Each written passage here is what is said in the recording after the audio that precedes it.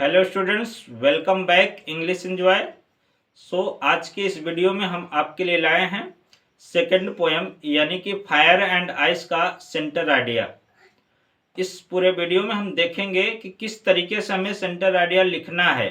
यदि आप high school के स्टूडेंट हैं तो पेन और कॉपी लेकर के स्टार्ट हो जाइए और जिस तरीके से मैं बताऊं उस तरीके से लिख लीजिए और उसका एक दो बार जरूर रिवीजन कीजिएगा एग्जाम के पहले पहले। गारंटी देता हूं कि आपको पूरे के पूरे मार्क एग्जाम में मिलेंगे। तो let's start in detail. The poem Fire and Ice is composed by Robert Frost.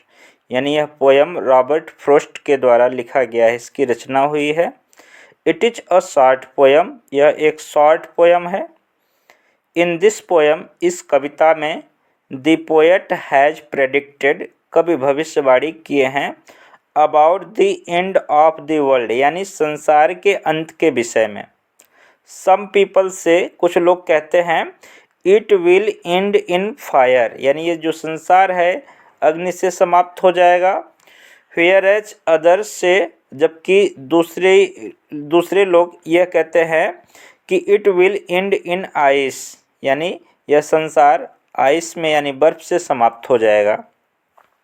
यहाँ पर fire and ice represents to different kinds of people, यानी यहाँ पर फायर और आइस का मतलब इस संसार में दो डिफरेंट काइंड्स ऑफ पीपल की बात कही गई है। अकॉर्डिंग टू द पोएट, कवि के अनुसार फायर स्टैंड्स फॉर डिजायर, कवि के अनुसार फायर का मतलब है कि डिजायर, असीमित इच्छा, and ice stands for rigidity, और आइस का मतलब क्या है कि कठोरता, यानी बोल सकते हैं कि नफरत। Next, both fire and ice are destructive, यानी ये दोनों फायर एंड आइस डिस्ट्रक्टिव हैं, विनाशकारी हैं। यानी फायर का मतलब क्या, डिजायर, और आइस का मतलब क्या, रिजिडिटी, यानी चाहे हमारे जीवन में बहुत अधिक इच्छाएं हों या फिर हमारे रिलेशन में बहुत कठोरता हो, ये दोनों क्या है, डिस्ट्रक्टिव हैं।